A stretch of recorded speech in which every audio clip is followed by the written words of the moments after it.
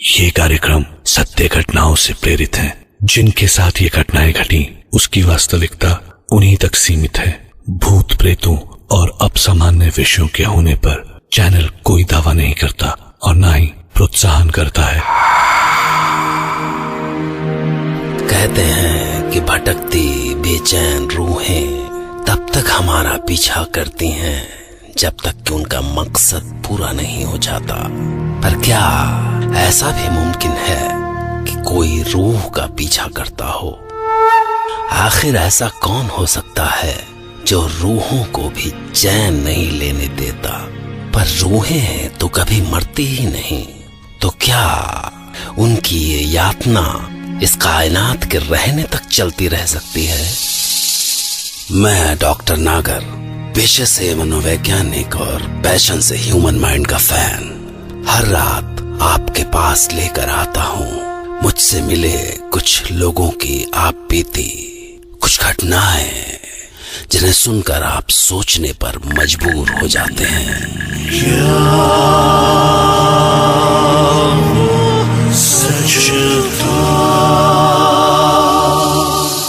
आज हमारे साथ हैं अमृतसर पंजाब के ट्रक ड्राइवर सुरेंद्र सिंह ढिल्लो और वो खुद सुनाएंगे अपने साथ घटी एक सच्ची घटना कि एक रोज वो कैसे अपने जिंदगी के एक ऐसे अनुभव से टकरा गए जिसे वो जिंदगी भर चाह कर भी नहीं भुला सकते। शायद साहब जी, बड़ी पुरानी बात हो गई है। तब मैं अमृतसर से ट्रक लेकर किश्तवाड़ जा रहा था। वो जी सीधा रूट था, संबा उधमपुर डोडा होते हुए किश्तवाड़। बहुत वजन था जी गड्डी पे, बिजली की केबलें थी और ऊपर से रास्ते पे बर्फ पड़ी हुई थी, तो जी बड़ा संभाल के चलाना पड़ रहा था। रात भर ड्राइविंग की जी।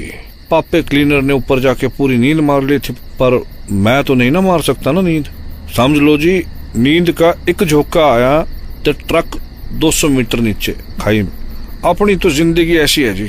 तो साहब जी, हमने अभी डोडा क्रॉस किया था, थोड़ा आगे जैसे ही पहुंचे तो कोई ना आवाज दे रहा था पीछे से। अब्बू, अब्बू। और जी मैंने सोचा होगा कोई, सानू की लेना। साढ़े तो जुबान पे वाहेगुरु ते पैर ते थल्ले एक्सीलेटर। गड्डी टाइम पे किश्तवाड़ लगनी चाहिए बस। पर साहब जी, मैं 2 किलोमीटर आगे निकल गया, पर वो आवाज अभी भी बंद नहीं हुई। अब्बू, अब्बू। मेरा तो सर घूम गया जी। क्या हुआ प्राजी? बिल्कुल फट्टे चक दिए तुमने तो। ओ पापे, तुझे तो ना मौत में भी नींद ही आनी है। ऐसा क्यों बोल रहे हो जी? अभी तो पूरी जवानी है। ओ जवानी के बच्चे, ओ कान ला के सुन, कुछ सुनाई दे रहा है तेरे को? अब्बू बचा लो, अब्बू। सुनाई तो दे रही है, पर प्राजी मेरे को एक कश्मीरी ने बताया था ऐसी ऊंचाइयों पर ना हवाएं बड़ी हल्की होती हैं, तो आवाजों को यहाँ से वहाँ जाने में कई दिन लग जाते हैं। तो समझ रहे हो ना जी आप, अपने प्यो को बुला रहा होगा कोई कुछ दिन पहले, हमें अब सुनाई दे रही है वो आवाज। ओए खुत्तियां, ओ मैनू हल्की भारी आवाज ना समझा, ओ पिछले 2 किलोमीटर से आ रही है आवाज। ये क्या बोल रहे हो? सुन, ध्यान से सुन, वो आवाज जो है ना ऐसी ही आ रहा है। अब्बू, अब्बू, अब्बू जान। बोल तो सही रहे हो प्राजी, पर दिख तो कोई नहीं रहा।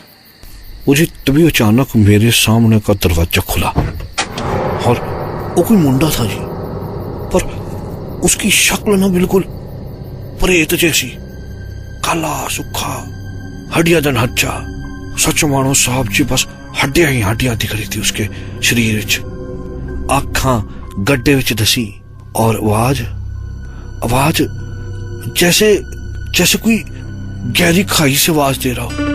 मुझे फटाक से अंदर आया और आके सीट पे बैठ गया, पैर सिकोड़ के, डर के, सहमा सा। अब्बू जान, किधर हो अब्बू जान? सच कहूं साहब जी, मैं तो डर गया था, पर हिम्मत करके पूछा, अब कहाँ जाना पुत्र? पर जी वो चुप रहा। मैंने जी फिर पूछा, किश्तवाड़ जाना है? और कुछ तो दस। तो जी उसने पलट के मेरी ओर देखा। उनसे दूर। मैं पूछा और किन से दूर भाई? पर उसकी आंखों में बस डर था जी, डर।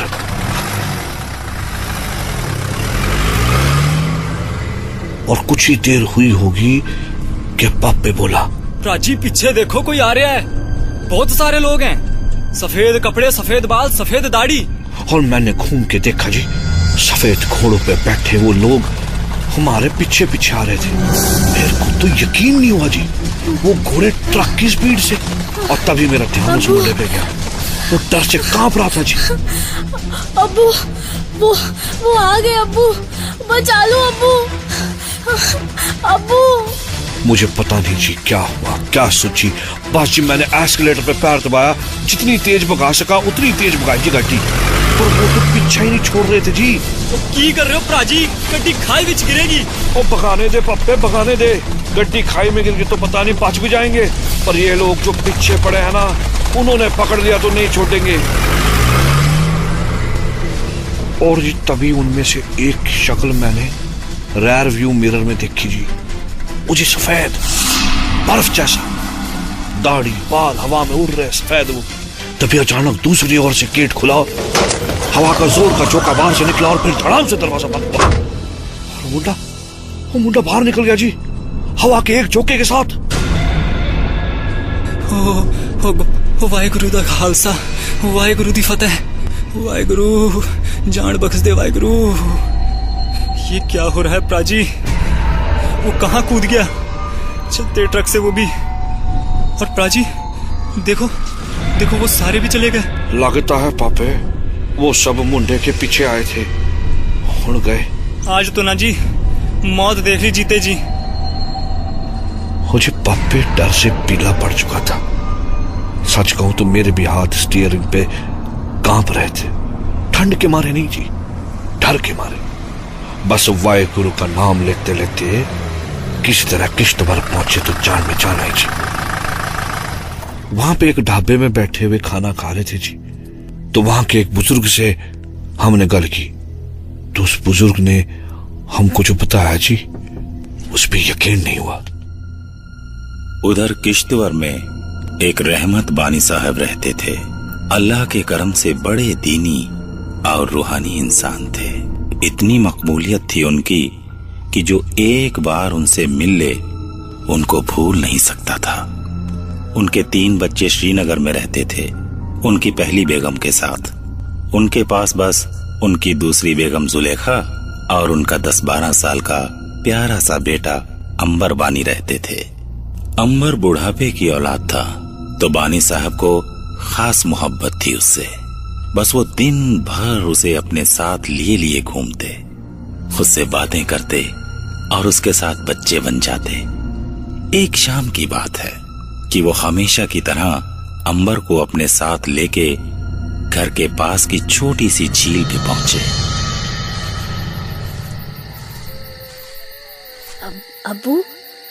अब्बू आप यहाँ आके हमेशा खामोश क्यों हो जाते हैं? क्योंकि जोर से बोलने से जिन्नातों की आवाज नहीं सुनाई देती।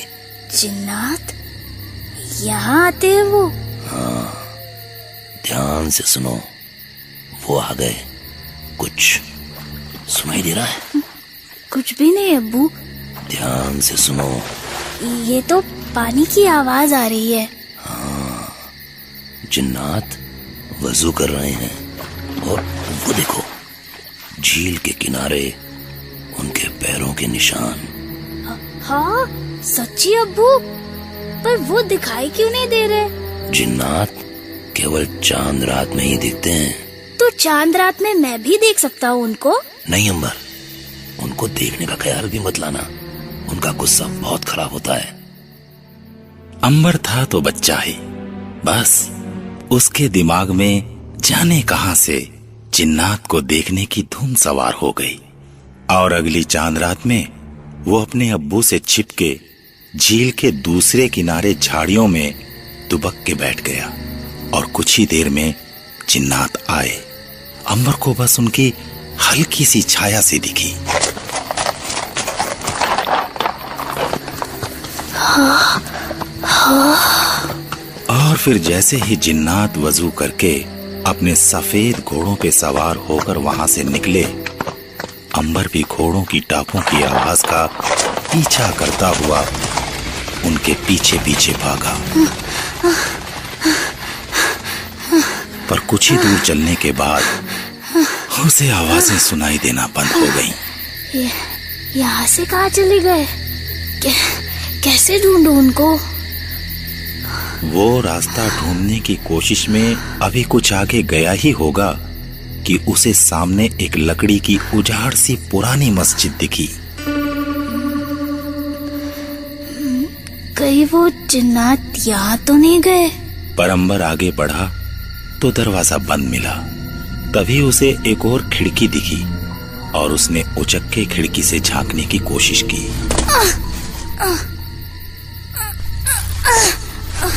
और उसने अंदर देखा कि अंदर कुछ तस्बीह हवा में झूल रही थी।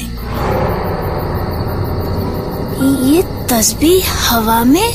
पर फिर उसने ध्यान से देखा तो वो तस्बीहां जिन्नातों के हाथों में झूल रही थीं। उसे पहली बार जिन्नात ठीक से दिखाई दिए, बिल्कुल साफ साफ, इबादत करते हुए। या अल्लाह! और वो जैसे ही डर के पीछे पलटा, उसका पैर फिसला। कौन है उधर? कौन है? किसने खलल डाला हमारी इबादत में? इतना सुना था कि मासूम अंबर वहां से भाग खड़ा हुआ और वो घर पहुंचा तो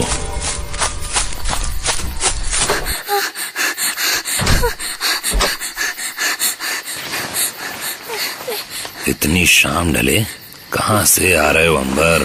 कहीं नहीं अब्बू, कहीं नहीं, ऐसे ही। ठीक है, हाथ पैर धो के खाना खा के सो जाओ, काफी देर हो चुकी है।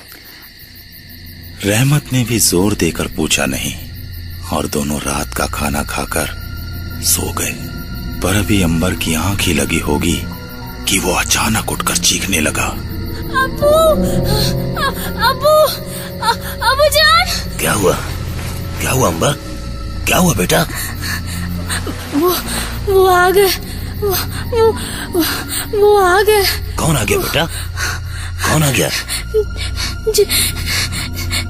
जिन्नात अब्बू, जिन्नात। जिन्नात? क्या कह रहे हो? कहाँ है जिन्नात? दहशत से कांपता हुआ अंबर भाग के दरवाजे के पीछे छिप गया। मुझे बचा लो अब्बू, मुझे बचा लो, वो मुझे मार डालेंगे। देखो वो इधर ही आ रहे हैं। रोको अब्बू, उनको रोको। क्या बोल रहे हो अंबर? क्या बोल रहे हो? पर रहमत बानी रूहानी इंसान थे। ला इलाहा इल्लल्लाह मुहम्मद रसूलुल्लाह, ला हौल वला कुव्वत इल्ला बिल्लाहिल अज़ीम, या इलाही रहमत, या इलाही रहमत। बस बेटा, बस बेफिक्र रहो। मैंने पूरे घर को चारों ओर से बंद कर दिया है। अब यहाँ कोई नहीं आ सकता, कोई नहीं। पर तभी उनके पैरों के नीचे से आवाजें आनी शुरू हुई, जैसे फर्श दरक रहा हो। या इलाही, ये क्या है? ये सब क्या हो रहा है? और कुछ ही देर में जिन्नात फर्श फाड़ कर ऊपर आ गए और इससे पहले कि रहमत कुछ समझ पाते, गुर्राते हुए जिन्नात अंबर की छाती पर चढ़ बैठे।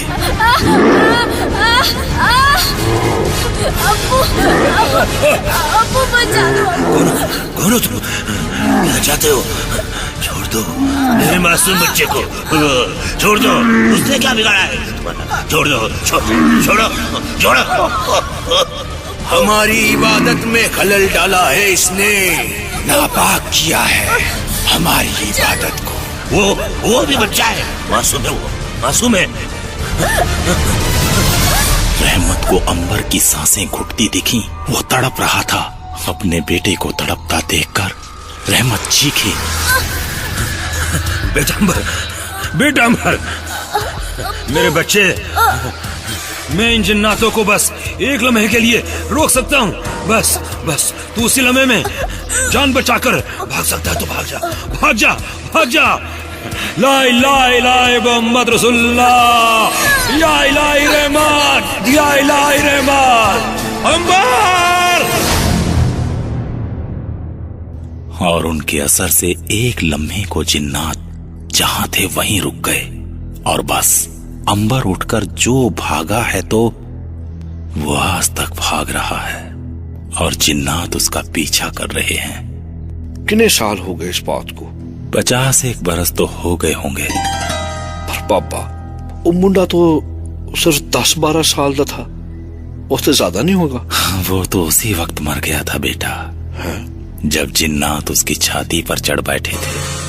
भागी तो उसकी रूह थी और वो बेरहम जिन्नात उसकी रूह का पीछा कर रहे हैं और जाने कब तक करते रहेंगे। पर बाबे एक गाल दसो, इस सारी गल आपको कैसे पता है जी? पीछे देखिए। और साहब जी जब मैंने पीछे देखा तो मुझे वही मस्जिद दिखाई दी जिसमें उस छोटे से बच्चे अंबर ने जिन्नातों को देखा था।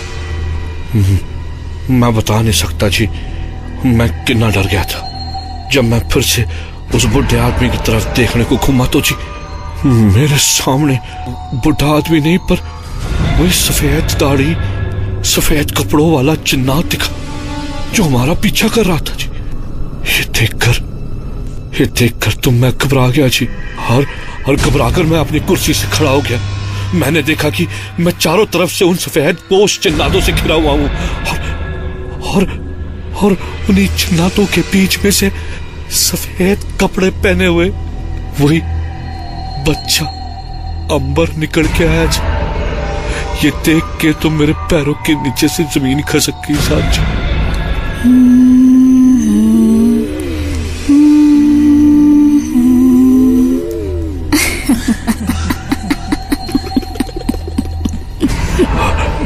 और साहब जी कहते हैं कि जो लोग जिन्नातों नू एक बार भी देख लेते हैं ना वो कभी अपना तजर्बा बताने के लिए जिंदा नहीं रहते।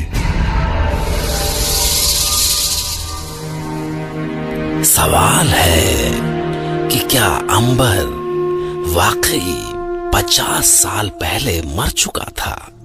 अगर हाँ तो क्या जिन्नात उसकी रूह का पीछा कर रहे थे? पर क्यों?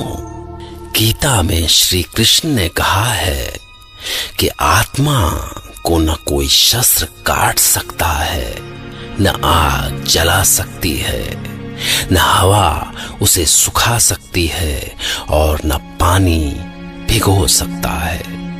फिर जिन्नात तो अंबर की रूह का कुछ बिगाड़ ही नहीं सकते थे। फिर उनका मकसद क्या था?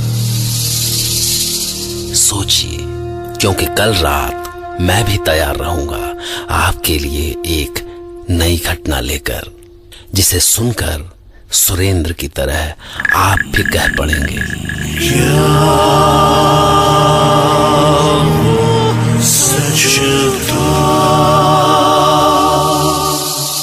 और एक आखिरी बात कि सुरेंद्र ने तो कहा था कि जो एक बार जिन्नात को देख लेता है वो अपने इस तजुर्बे को सुनाने के लिए जिंदा नहीं रहता।